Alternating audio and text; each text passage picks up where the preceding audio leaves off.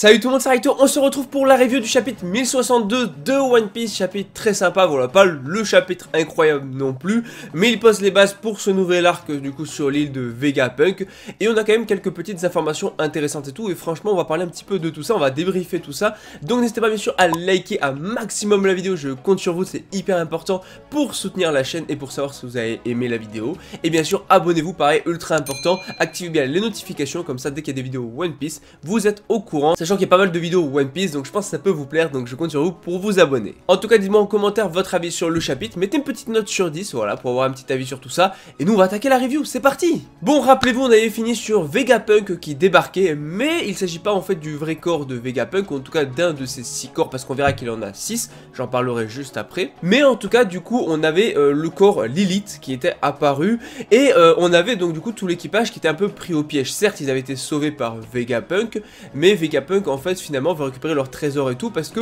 finalement ils ont pas mal de technologie, ils peuvent faire pas mal de choses, mais il leur manque une chose vraiment pour améliorer tout ça, c'est des fonds, et ils n'ont pas assez d'argent. Ils ne sont pas assez financés, enfin quand je dis ils, je parle de Vegapunk et sûrement les gens qui travaillent peut-être avec lui, ou même de tous les corps de Vegapunk, hein, voilà. Mais donc du coup voilà, ils se disent c'est l'équipage d'un empereur et tout, peut-être qu'il y a moyen d'avoir de beaux trésors et tout, et du coup elle va entourer totalement l'équipage donc de créatures marines bien sûr mécaniques, hein, on est toujours sur des robots créés par Vegapunk, sauf que c'est enfin quelque chose que je voulais, parce que finalement, dans les derniers chapitres, l'équipage du coup d'un Yonko s'était fait ridiculiser vraiment au possible, et j'ai trouvé ça un peu dommage.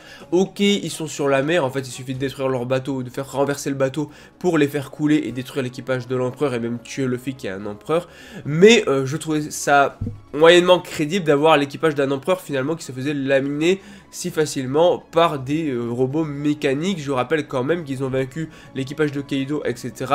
Voilà, à un moment je me suis dit c'était un peu dommage, un peu ridicule. Mais finalement ce chapitre là va tout rattraper, parce que on a certains membres de l'équipage qui ne se sentent absolument pas menacés. Alors bien sûr Nami, etc.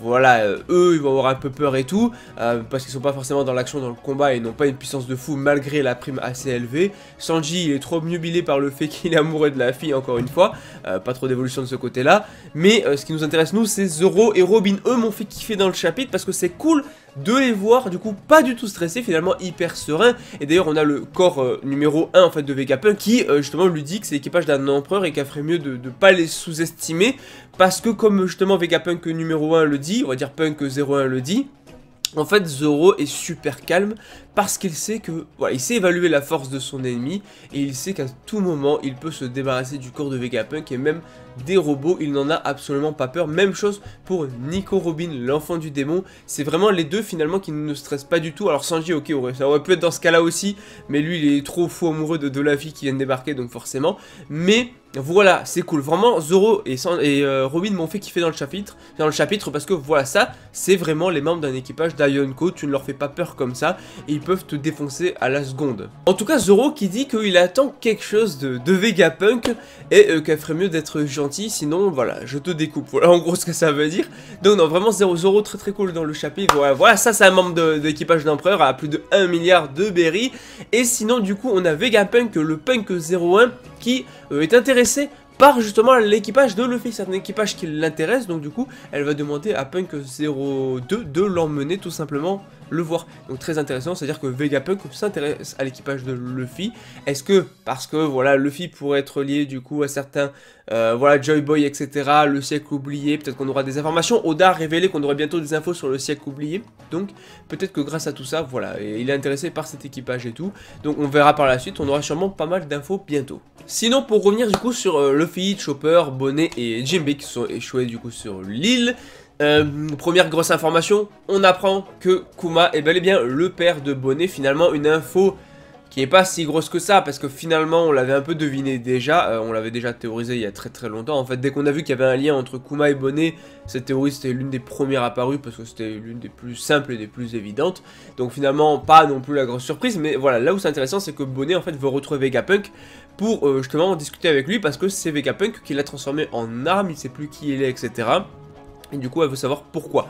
Après bon a priori Kuma était sûrement d'accord je présume, mais on verra, il va y avoir un truc derrière ça, il va y avoir une explication, sûrement un background etc, une backstory, donc ça va être intéressant. Donc en tout cas Bonnet veut plus d'informations sur le pourquoi et du comment est-ce qu'elle l'a transformé Kuma. Bon en tout cas ils arrivent du coup sur Egghead, enfin ils y sont déjà mais ils arrivent au centre-ville, on va dire ça comme ça, où il y a beaucoup de trucs, en fait beaucoup de science-fiction, enfin on est plus sur des hologrammes en fait, parce que voilà Luffy va essayer de frapper, d'attraper un dragon, sauf que finalement il va passer à travers alors qu'il pensait avoir été mangé. En fait c'est juste qu'on est sur une île avec plein d'hologrammes, on est sur une île technologique, technologie rime avec hologramme pour du coup a priori Oda, et c'est vrai en vrai de vrai, c'est pas faux, et du coup voilà, ils sont sur une île avec un paquet d'hologrammes, et surtout les deux Bonnet et Luffy me fument. Alors Chopper il le fait aussi, mais vraiment Bonnet, Luffy, Bonnet elle peut rejoindre l'équipage quand elle veut, il n'y a aucun souci, je la surkiffe.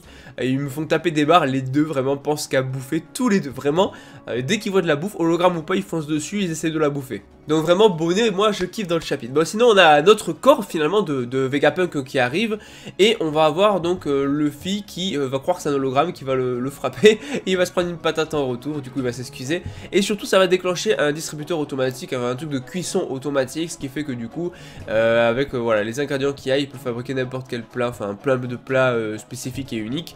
Donc là ça va être clairement un McDo le truc. Vraiment Coca-Cola, Vega-Cola, même Vega-Cola avec des frites et un hamburger, allez let's go. Bonnet, Luffy, Chopper, mais ils se régalent, mais ils ont peur de rien, ils s'en foutent, ils sont en territoire ennemi, ils ne pensent qu'à bouffer. Le seul qui est rationnel c'est Jinbei qui se dit qu'il y a probablement des pièges et que c'est des pièges etc. C'est le seul qui réfléchit un minimum. En tout cas le corps de Vegapunk lui peut frapper les hologrammes parce qu'elle a un gant photonique, ce qui fait que ça peut interagir avec la lumière, sachant que les hologrammes sont créés avec la lumière. Donc encore une fois c'est bien un Vegapunk, cette fois c'est Vegapunk 06, donc Punk 06, et Bonnet n'y croit pas trop parce que pour elle c'est impossible que ça soit du coup ce corps là qui soit en fait en réalité Vegapunk. Maintenant on va finir sur le chapitre avec une information finalement très intéressante, le CP0 envoyé pour anéantir et éliminer Vegapunk mais sans détruire le laboratoire. Et comme le dit Lucci, pourquoi tuer, enfin c'est bizarre de tuer le mec le plus utile au monde, l'homme le plus utile au monde. Bah oui c'est le génie scientifique, mais peut-être qu'ils ont peur justement que Vegapunk se retourne contre le gouvernement et que du coup ce soit un danger par la suite, etc. Donc en tout cas ils veulent ramener en même temps le bébé Kuma là, le Kuma Séraphin, parce qu'a priori il pose un peu problème, donc forcément ce Kuma Séraphin va interagir avec Bonnet à un moment ou à un autre.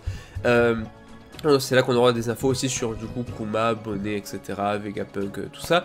Bref, en tout cas leur mission ça va être éliminer Vegapunk. Est-ce qu'on aura un retour de l'équipage de Luffy vs du coup le CP0? Ça peut être super intéressant, mais en même temps on a déjà vu ce genre de truc et pour moi le CP0 est totalement dépassé.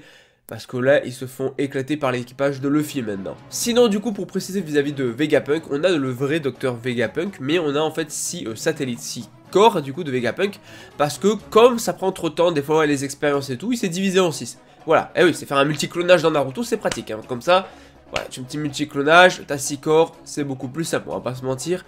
T'en as qui va au travail, t'en as qui reste chez toi, t'en as qui va faire tes courses, etc. Là c'est la même chose.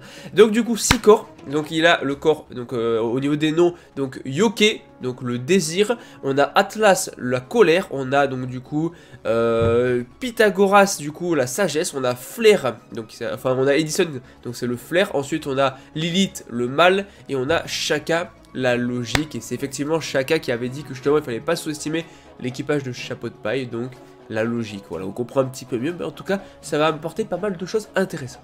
En tout cas, Lucci se pose des questions, il se pose des questions sur justement, est-ce que ça a un lien avec le Lucia, pourquoi l'éliminer, tout ça, mais bon, les deux autres, ils veulent pas trop s'en mêler, c'est pas, voilà, ils veulent pas être mis dans le beau drap à cause de lui, donc voilà. Mais en tout cas, chapitre vraiment très cool, dites-moi en commentaire qu'est-ce que vous en pensez, moi j'ai vraiment kiffé le chapitre, c'est pas le chapitre le plus incroyable, voilà, c'est pas au niveau des masterclass qu'on a pu avoir dans les précédents chapitres, mais on est sur du bon niveau, on apprend des choses, c'est cool, on avance, etc. Donc très cool de ce niveau-là, donc rien à dire dessus, chapitre très sympa, voilà, moi je mets un petit 7 sur 10, tu vois, 7,5 sur 10, allez.